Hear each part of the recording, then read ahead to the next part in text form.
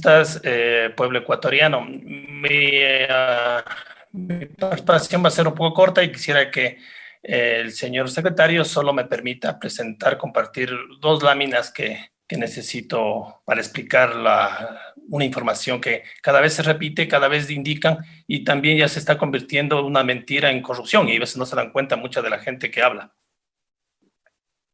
Vamos a esperar entonces que se habilite la opción de compartir pantalla para el asambleísta Mauricio Proaño. Con ello observaremos las láminas que dice las tiene preparadas y que las va a exponer en Una minutos. de las cosas que siempre se repite sin pruebas, se hacen voceros de los canales de televisión, que la corrupción, que la corrupción, que la década. Entonces, una de las preguntas que me hacía es, bueno, veamos de la década robada, veamos comparemos dos décadas y veamos cuándo fue el peor momento del país en el tema de corrupción. Entonces, un poco de la información que se genera dentro de Transparencia Internacional, revisamos y estaba haciendo unos cálculos de los 2 años de corrupción, de los dos, el, el 2009, la otra década, que se entregó a la década, fue 150. Es decir, hubo un incremento de 111 puestos en corrupción. ¿Quiénes estuvieron en esa década? Abdalá Bucarán, Fabián Alarcón, Shamil Maguade, ahí estaba un señor que era ministro de Economía del feriado bancario, estuvo Lucio Gutiérrez, estuvo de Persiste el inconveniente el Banco en la y conexión de con el asambleísta Mauricio Proaño. decir el país en la década robada, que sí es del 96 y del 2007. ¿Cómo incrementó la corrupción en el país? Llega el 2007 y disminuye en 30 puntos hasta el 2016. Esto es lo que hizo la Revolución Ciudadana, disminuir la corrupción. ¿Qué quiere decir?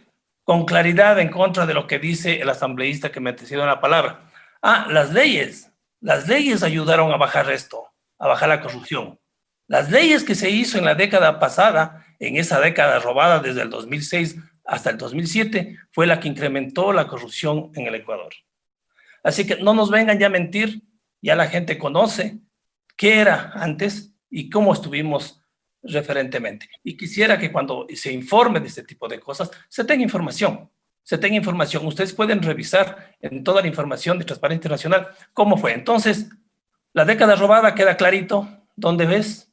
La década que luchamos contra la corrupción está aquí. Pero claro, ahora vemos que sigue aumentando la corrupción. Porque claro, las mismas personas de esa década están nuevamente en un gobierno que lo que hicieron en la pandemia es lo que hacían en la década de los 96, del 96 hasta el 2017. Así que no solamente corrupción es hablar y decir y atacar a las personas sin fundamentos o agredir a su familia, decirlo, es también los que mienten. Mentir también es corrupción. Y solo la prueba es tan clara. Leyes que se generaron, leyes que ayudaron a bajar los niveles de corrupción en 30 puntos. Porque en la década que robada subieron de 39 a 150. Miren, esto es lo que se hizo y lo que se hizo en la Revolución Ciudadana.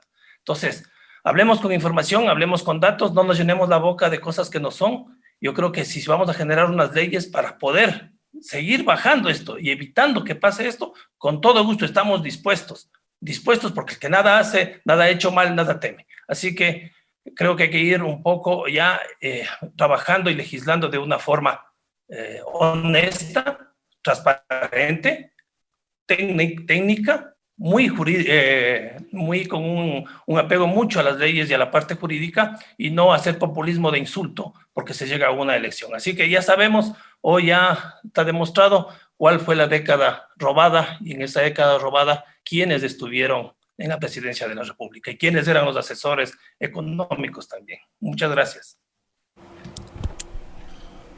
No Escuchamos así la existen intervención más del legislador Mauricio intervenciones Proaño, para este representante punto, de por la lo provincia que de voy a cerrar Pichincha. el debate de este segundo debate de este proyecto de ley y le doy la palabra al asambleísta ponente, al asambleísta José Serrano. Asambleísta, buenas noches. Han finalizado así las intervenciones de los legisladores con esa participación del asambleísta Mauricio Proaño. En total, 20 legisladores han participado dentro de este debate y se da paso al ponente de la ley, el presidente de la Comisión de Justicia